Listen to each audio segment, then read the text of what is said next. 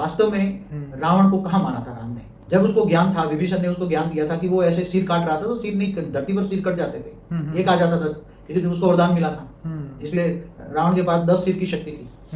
मगर उसकी जो शक्ति, रावण की जो शक्ति थी, उसकी नाभि में थी। हर कोई मनुष्य की शक्ति उसकी आत्मा में होती है ना, बिल्कुल, कि नाभि में होती है। नाभि तो ये बैलेंसिंग है, तो ये तो चक्र है नाभि की शक्ति।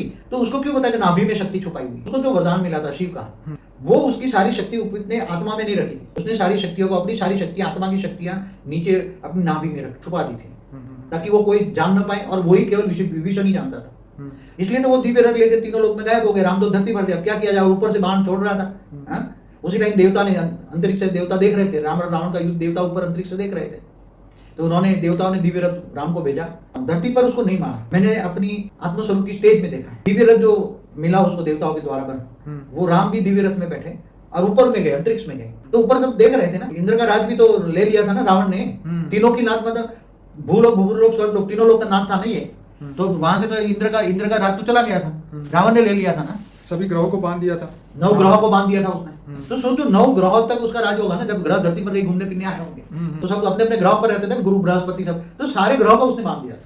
और अपनी ये जो सोता था वो खटिया, सोने वाली खटिया के पास में बैठा, और शनि को तो इतना मारता था, पीटता था, शनि महाराज को इतना मारता पीटता, जब उसको गुस्सा आता कोई दूसरी बात पे, तो सारा गुस्सा शनि पे निकालता था। ये तो हनुमान जी आए, जिसको शिव का 11वां अवतार मानते हैं, और उन्होंने आके उसको शनि को छुड़ाया, ग्रहों को छुड़ाया।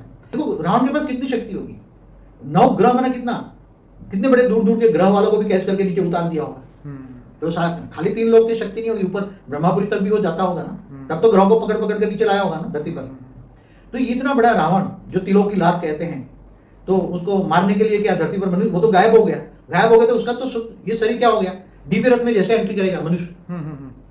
तो जैसे जैसे रावण के पास पुष्पक विमान था ना, कुबेर का, उसका भाई कुबेर था, तो उसके ले लिया था मार के उसको। तो वो पुष्पक विमान क्या था, कोई ऐसा थोर विमान थोड़ा था, वो तो सूक्ष्म वायुयान था। क्या था? तो उसने एक मंत्र पढ़ा, एक संकल्प किया और वायुयान बन गया। और उसके अंदर मनुष्य जैसे अंदर वायुयान में एंट्री करते थे, तो मनुष्य 1 सेकंड के अंदर एंट्री करते ही व्यक्ति बन जाते थे, सूक्ष्म बन जाते थे, 3 तत्वों में कन्वर्ट हो जाते थे।